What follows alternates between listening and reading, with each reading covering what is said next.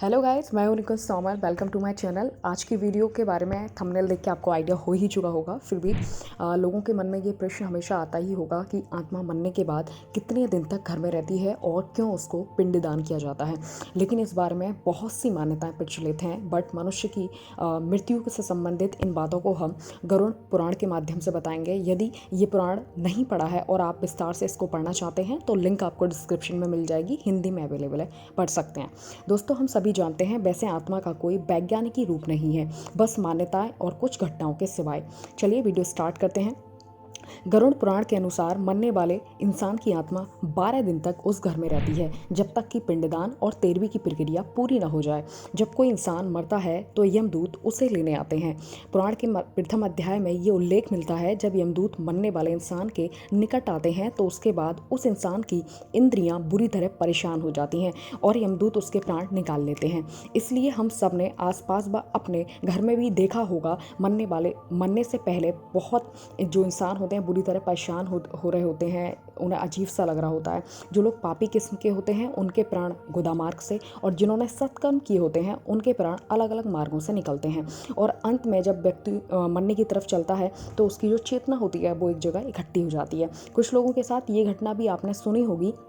मरने से कुछ दिन पहले उसे यमदूत नहीं बल्कि उसके पहले मरे सगे संबंधी ही सपने इत्यादि में उसके अपने पास बुला रहे होते हैं। आपने देखा होगा कि मेरे मरे हुए ये सपने में आए थे, या मरे हुए वो आए थे तो कह रहे थे मेरे पास आ जाओ। ये चीज़ आपने सुनी होगी।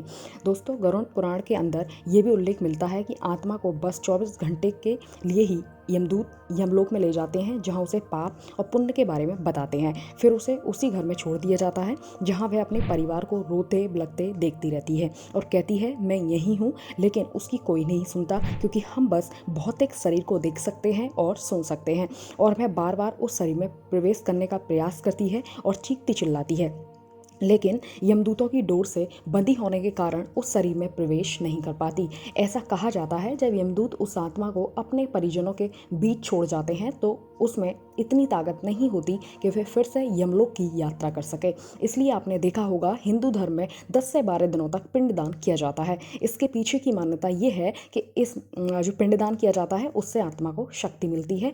और 13वीं जो की जाती है उसका रीज़न यही है कि वह मृत्यु लोक से यम लोक तक की यात्रा आराम से तय कर सके। किसी की मृत्यु के बाद जो 13 दिनों तक पिंडदान किया जाता है, उसी से ही आत्मा को मृत्यु लोक से यमलोक तक की जाने का बल मिलता है। गाइस, हो सकता है कि अब आपके मन में ये प्रश्न उठ रहा हो कि यदि किसी की मृत आत्मा के लिए इतने दिनों तक नियमित रूप से पिंडदान नहीं किया जाए तो क्या होगा। इसका वर्णन भी गरुड़ पुराण में विस्तार से देखने को मिलता है। यदि पिंडदान नहीं कर पाता है तो उस आत्मा को यमदूत घसीटते हुए मृत्यु लोक से यमलोक तक ले जाते हैं, जिससे उसे बहुत पीड़ा सहन करनी पड़ती है। चलिए पिंडदान के बारे में और आपको डीपली बताते हैं।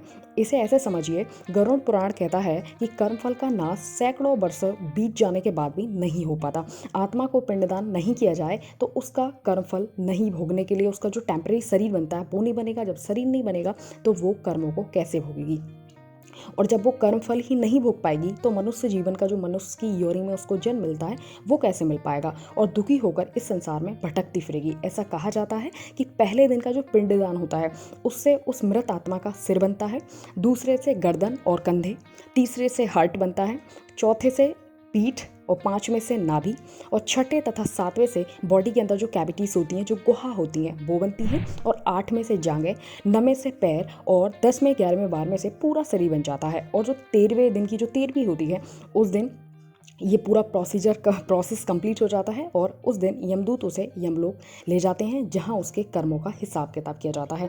इसलिए हिंदू धर्म में नियमित रूप से पिंडदान किया जाना जरूरी बताया गया है। दोस्तों, इसके अलावा गरुड़ पुराण में ये भी बताया गया है कि यदि कोई कर्ज लेकर ये 13वीं या पिंडदान आदि की प्रक्रिया करता है तो उस आत्मा को बहुत कष्ट होता है, शांति नहीं मिलती। वह मन ही मन सोचती है काश ये कष्ट मैं ही भोगती। इन सबको ऐसा नहीं होता। Thank you so much guys. उम्मीद है आपको बहुत अच्छे से समझ आया होगा। और यदि आप अगली वीडियो अपने अकॉर्डिंग किसी टॉपिक पे चाहते हैं तो हमें कमेंट कीजिए, एंड मिलते हैं अगली वीडियो में।